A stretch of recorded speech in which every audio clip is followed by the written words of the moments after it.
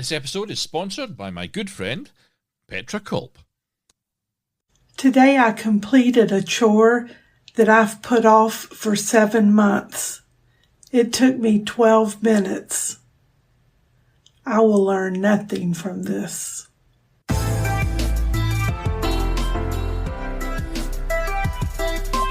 Hello and welcome back to Film Pro Productivity and Success, the podcast that helps creative people to live a more focused, effective and happy life. My name is Carter Ferguson and this is episode 170.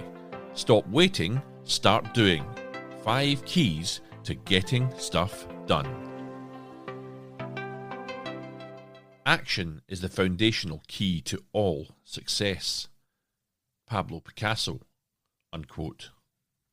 Well, hello, and welcome back indeed. This is the 5th episode in season 14, and today I'm going to be exploring 5 things that can hinder our progress. But before we dive in, let me get you on a quick recap of last week's episode, which focused on Mel Robbins' Let Them theory. And the Let Them theory encourages us to let go of our desire to control others' thoughts, opinions and actions and instead concentrate our efforts on self-improvement and prioritising our own goals. And by doing so, we free ourselves up from unnecessary distractions and can continue moving forward in life. So if that sounds of interest to you, please go back and check it out. Today, though, we are going to be looking at 5 key issues that contribute to keeping you from moving forward and getting stuff done. And firstly, though, I'd like to thank Melanie Mitchum for the opening quote, the opening audio that came in just before the title sequence. And I needed to use it because I just felt it's so indicative of the sort of thing that we all suffer from. I'm forever getting asked about how we can get stuff done, get things done. It's the main message I get through social media, etc. Is I just can't get stuff done. I heard that quote, or saw that as it's ripped from a video of hers. And I thought this is entirely representative of what so many people write to me about. So let's not beat around the bush. Let's get started and get into the subject, and let's just take some action, eh? And number 1 is that the mental weight of procrastination is heavier than the task itself. The longer we avoid a task, the more it grows in our minds as something intimidating or unpleasant. And in reality, the task could be simple and quick, like Melanie's 12-minute task there that took her 7 months to complete. The stress of avoiding it for 7 months likely caused far more discomfort to her than the task itself. So the lesson here is really quite profound. The mental energy we burn whilst procrastinating, overthinking, or feeling paralysed often exceeds the energy needed to just get on with the task. And this paradox underscores the significance of conquering our inner fears and taking decisive action. By acknowledging that this pattern exists, though, you can escape this procrastination trap, regain control over your time and energy, and achieve substantial strides towards your goals. And I'll just say again what it is, that the mental weight of procrastination is often heavier than the task itself. Number 2, that small tasks can feel big when left undone. When we put off the small things, even the smallest of tasks will gain a kind of disproportionate importance in our minds, and these become looming obstacles rather than manageable actions. The key point to remember is that neglecting even minor tasks allows these tasks to accumulate and grow in their perceived size, leading to unnecessary stress and anxiety. I have to say I'm suffering from it. I have been suffering from it post-glut of work that I had there. I had so much work, I've mentioned it in previous episodes, that I couldn't even get this podcast together.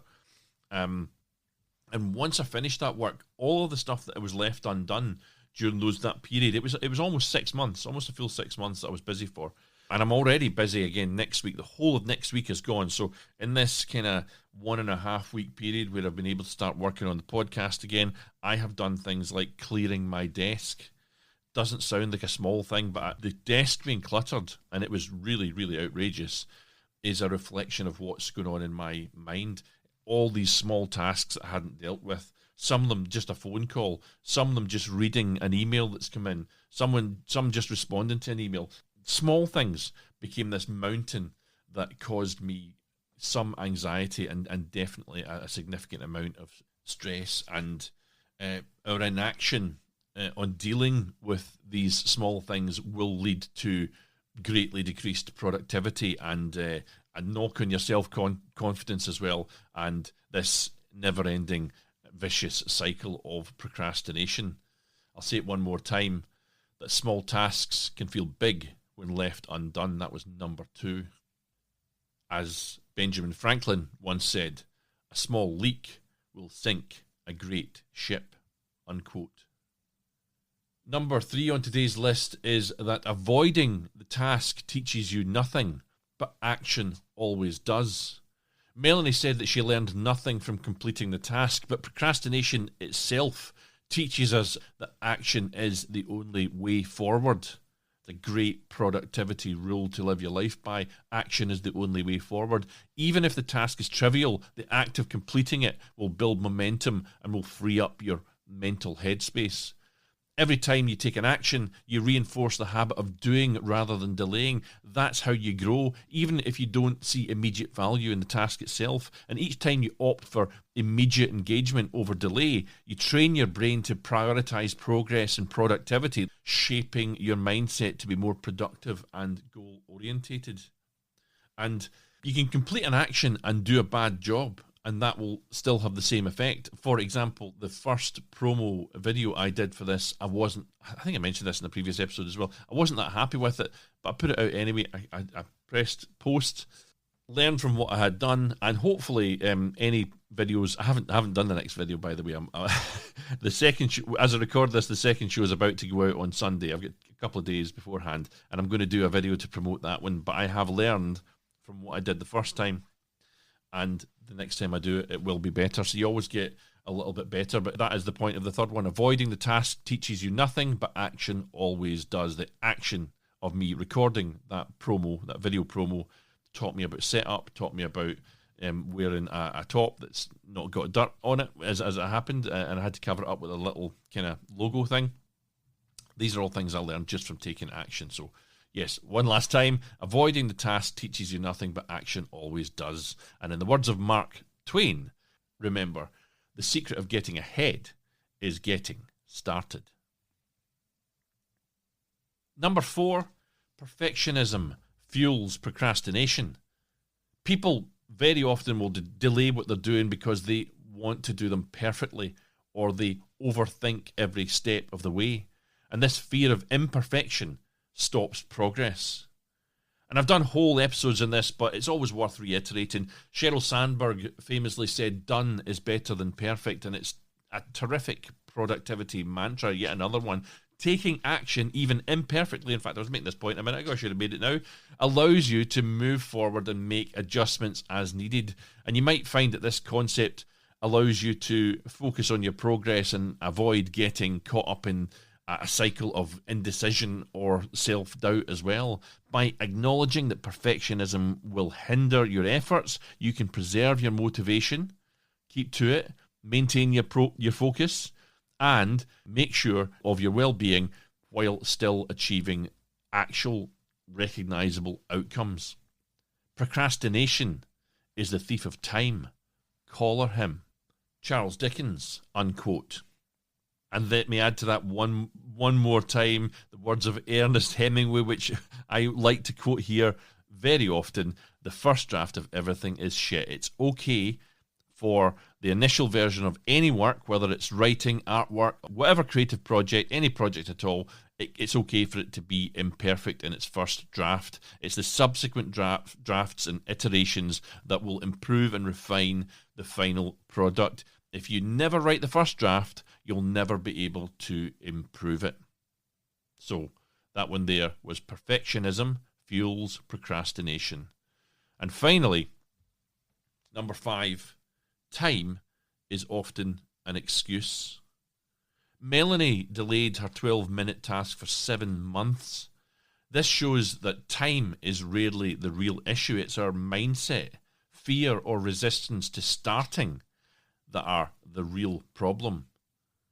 If something feels overwhelming, you should ask yourself, what's the smallest step that I can take right now to get stuff done? Just starting often reveals how manageable that task really is. And if you're looking for some actionable takeaways from today's show, try these.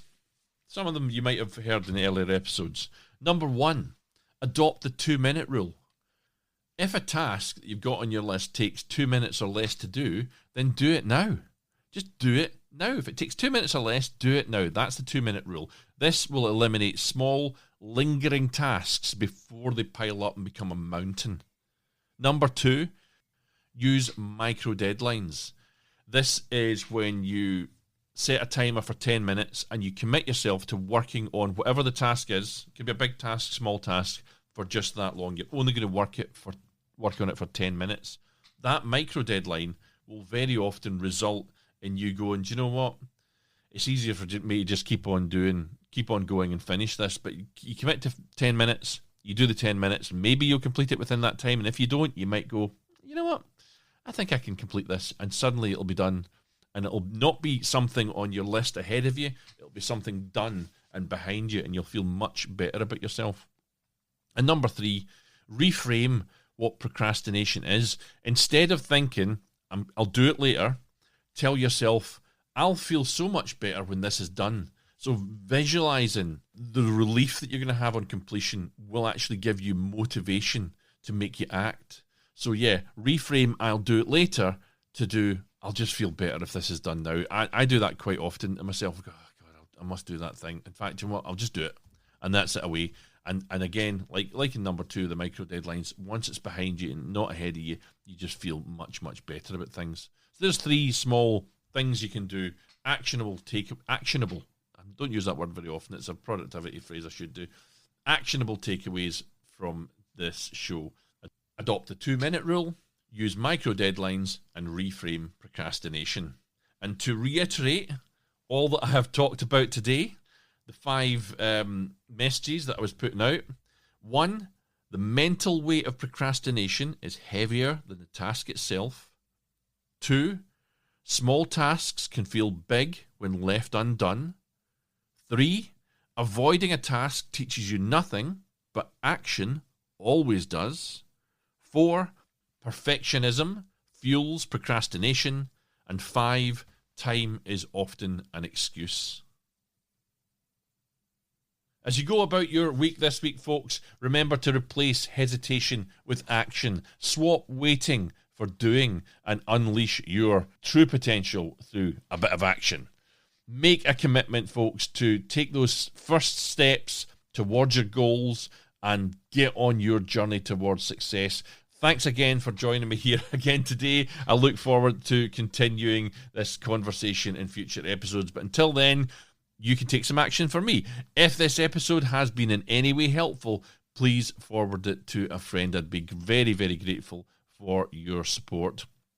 Let me end today, though, with some words from Karen Lamb, who said, "A year from now, you may wish you had started today." Now take control of your own destiny, keep on shooting, and join me next time on Film Pro Productivity and Success. The